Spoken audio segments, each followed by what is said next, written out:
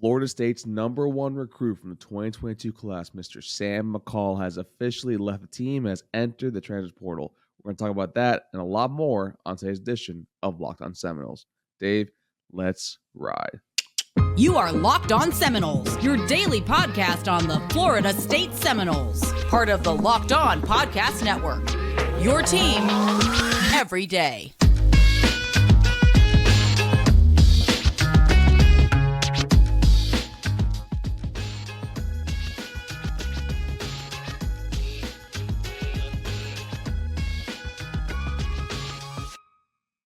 Good morning, good afternoon, and good evening, and welcome back to another edition of Locked On Seminoles. What's up, everybody? It's your boy Drake here, and today's episode is brought to you by our title sponsor, Sling TV. This episode of Locked On Seminoles is brought to you by Sling TV. Don't miss this week's matchup between Clemson and UNC for the ACC championship right here on Sling. Sling TV is a TV that you love for a price that you love, so try it out today. David, what's going on, my guy? Drake, I'm actually glad you just mentioned that. There's a lot of good stuff going on.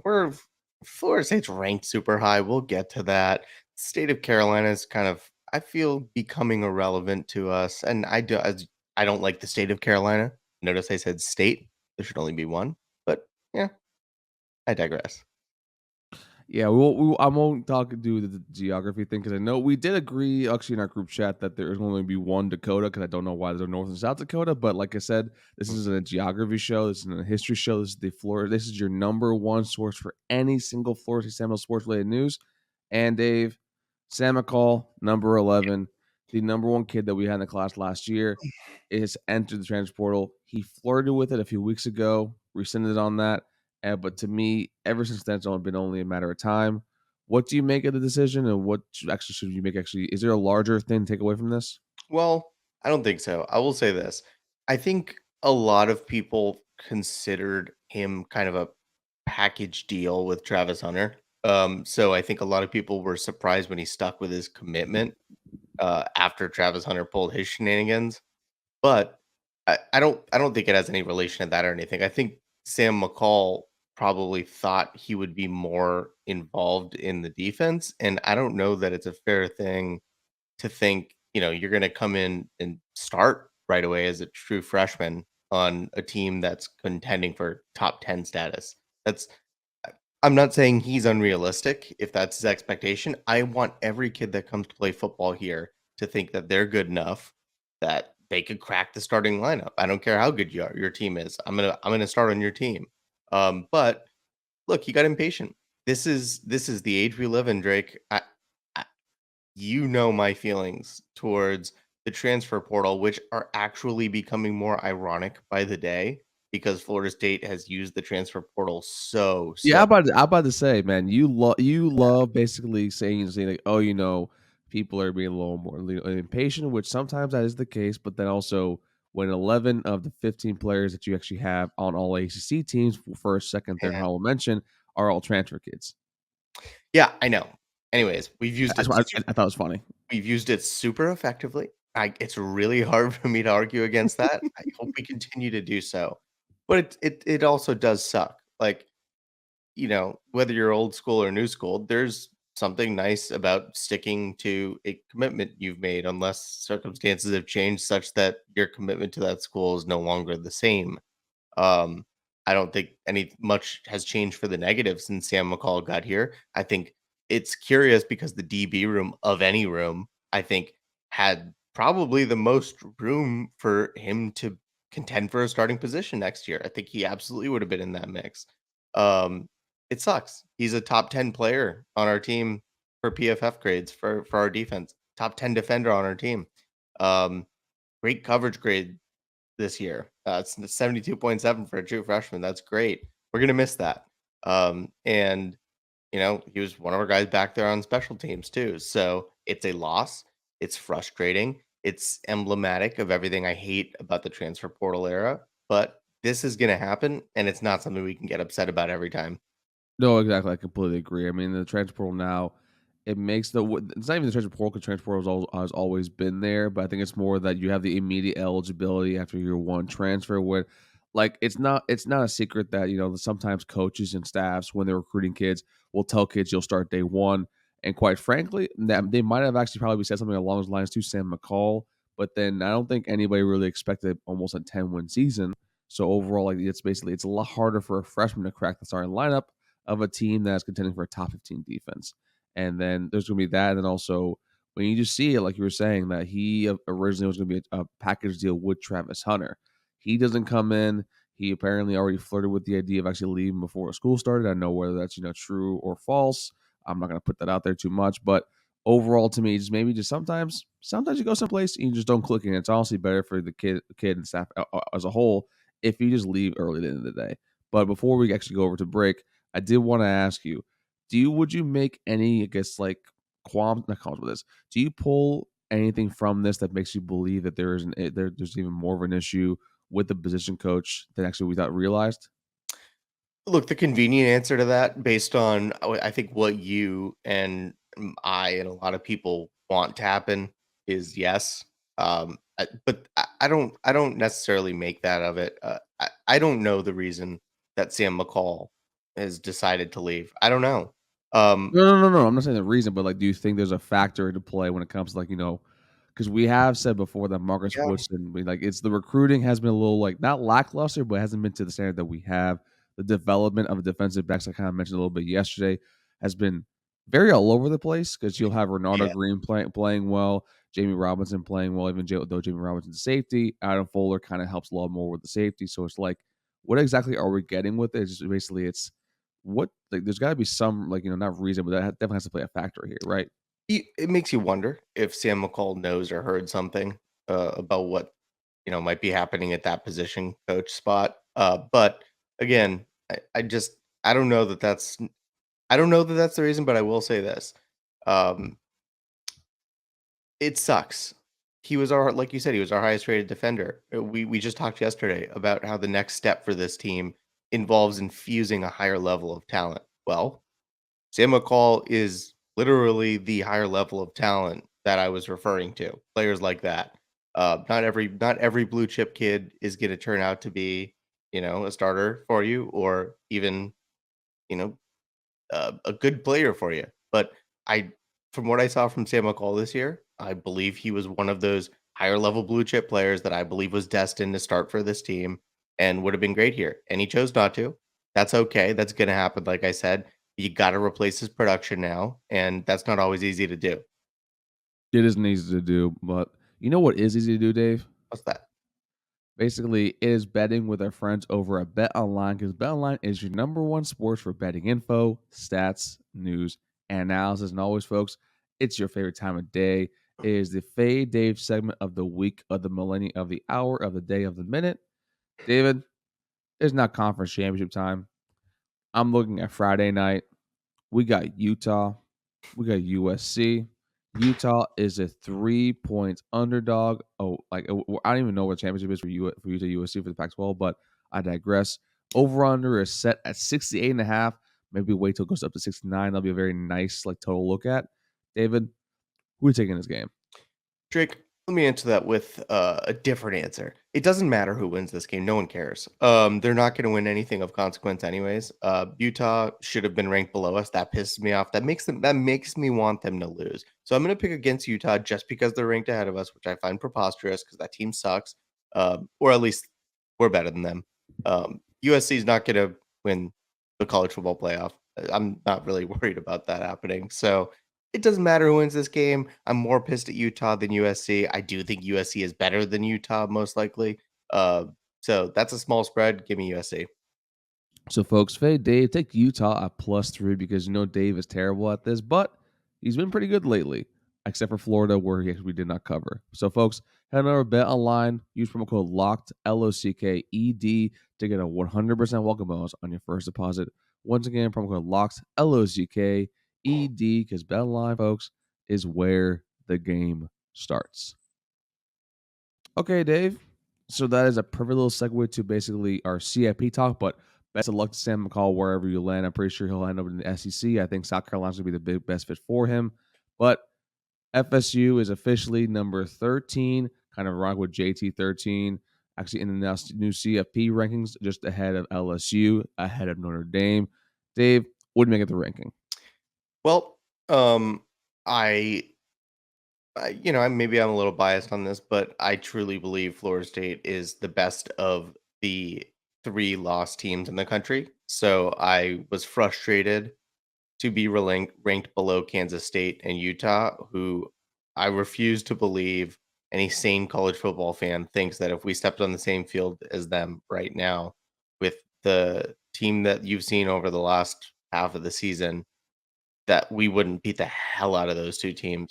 Look, I hate the college football playoff rankings. I think they're the most arbitrary nonsense. Like they use one logic for one team, and then a totally different logic that competes with the first logic for another team. There's no continuity or transparency to it at all. It's really frustrating and it sucks. But setting that aside, look, we're a top 13 team. That's nuts, man. I like I said yesterday, I believe a lot of our fans would have been happy cracking the top 25 at some point this year. And here we are at the end of the year going into our bowl game, ranked within the top 15, probably going to be ranked within the top 10 if we win our bowl game. That is uncharted territory of late for Florida State. That is nothing but a testament to the job Mike Norvell's done, and it has to make you feel really good seeing how close we are now to Clemson. That Alabama ain't that far out of reach. That we're ranked ahead of this LSU team that was just the whole world's darling not long ago because we beat them. And now everybody, I guess, has jumped off the bandwagon that if we played tomorrow, they would obviously beat us. Uh, Again, not obvious that many teams would beat Florida State right now, and I think that's reflected through that ranking. So pretty happy about it overall. Yeah, and I think also a lot of these right now, I think you get the true rankings after this next Sunday because both those teams that we just mentioned, Kansas State and Utah, I don't think they're better than us, but they do something that we do not this on Saturday, and that's they play for conference championship. Utah plays USC, Kansas State plays TCU. Both those teams most likely are actually I think are underdogs in those games. So Yeah. quite frankly, it'll be rectified on Sunday. They both lose. FSU without playing in the games has a good chance to jump into the top 10, maybe even go in a little bit higher than that. But to me, I mean, you're right. It is a testament to basically the work that Mike Norvell and staff has put in. Because, like we said before, the first 2 years, you had won only 8 games, 2 seasons. Year 3, you finally have the proof of concept. You see the jump, or it's not even the jump, like the massive leap that Jordan Travis took for this season. So it just shows that right now FSU is right on the right track to being back to where we want to be, or where we expect them to be usually. Let me have you put a different hat on for a second, actually. No, no, my hair So looks terrible with another hat on. Come on now. here's my question for you. So If you're Miami or Florida, and at the end of the year, 2 years from now, so 2024 in November, you're sitting at number 13 in the college football playoff poll with a 9 and mhm. 3 season with a win over a darling SEC team and your only losses to ranked teams. Are you happy about where your coach has gotten you? If I'm Florida, Or Miami? Are you I'm happy with for Napier? Are you happier with Cristobal if in 2 years they're a top 13 team, with their only losses to ranked teams? I think you kinda have to be. Yeah? I think Miami, you'd be actually a little more happy with that, especially where you're seeing what's happened to actually probably Mike Norvell happened similar to him in year 1 happening over to Mark Cristobal right now. You're seeing a lot of the talented players, hit the transfer portal, whether it be Avante Williams yesterday, Thad Franklin. I am still convinced that Tyler Van Dyke will leave somewhere too as well. But then with Florida, it's I think they have less patience over in Florida, to be honest with you. So I don't know whether or not actually they would be super happy because one of the things that actually, you learn with watching college football is sometimes you just really, really will put more money into it when you start losing a lot more games or actually you see what's going on. And then with Florida, they're actually extremely pissed off with Napier. I mean, the same year they've lost to all their rivals, whether it be us and Georgia. They lost to Vanderbilt. They lost to LSU. They lost all these games, and quite frankly, it's you see, some signs of improvement, but also that was a team last year that still was pretty damn talented. So overall, would I be if I was a Gator and they were 9-3? Yeah, because you're in one of the hardest you're in the hardest division of football. Sorry, one of the hard divisions of football. But for them, I don't think they'll be happy about that, to be honest with you, because they're a little more patient than we are. Let me make it easier for you. The answer is yes, they should be happy if in 2 years, in November of 2024, they're in the exact same spot. And what that should tell you is that Mike Norvell has done the job that our rivals should be envious of or should be content with if they reach the same mark 2 years from now. That that means we're in the best place in the state right now. So anytime anybody asks you, how can you possibly think Florida State's in a better place than Florida or Miami? Well, they hope to be where we are in 2 years. So yeah, I mean, yeah, we're ranked in the CFP. We're closing the top 10. We'll probably be a top 15, yeah, top 12 team heading into the preseason next year. And those preseason rankings matter immensely because there's always a preconceived notion that when you rank a team in the top 10, you want to keep them close to that to prove yourself right, and then you win more games. Helps that towards CFP towards in November. So to me, I'm absolutely right there with you. They should be happy, but I asked you my opinion on that, and I don't know, for some reason, I have a feeling that Gator fans might be a little more impatient with Billy than when it's all said and done. So well, the bottom line there is that you have to be happy with where Florida State is ranked right now because it's reflective of the quality they put together for this team over the course of a season, Drake. And I speaking of quality, do you have something else quality you want to tell our listeners about? well, I don't, but the local allocator that I'll put right here in the next 2 seconds actually will You. do it great because we'll get to that last segment. Okay, Dave, we're wrapping up our time here with the last segment. I'm going to hand the ball off to you. What do you want to talk about? Where do you want to go with this? I know it's a little too early for our offseason, Mount Rushmores, all stuff like that, but Yeah. what do you want to go with the ball right now? Here's where I'd like to go. I'd like you to play this game for me of say Florida State, say the ACC, I don't know, change their rules or whatever somehow. And Florida State was in this championship game, um, the ACC championship game.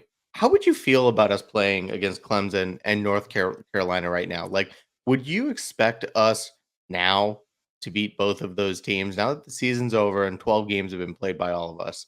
Would you expect us to beat both of those teams and win the ACC championship if that were played today? I mean, if it were played today, I know I'm going to sound like a homer, but I think that's absolutely the case. I mean, you have been the healthiest that you've ever been, and that was kind of one of the primary concerns from the 3-game stretch.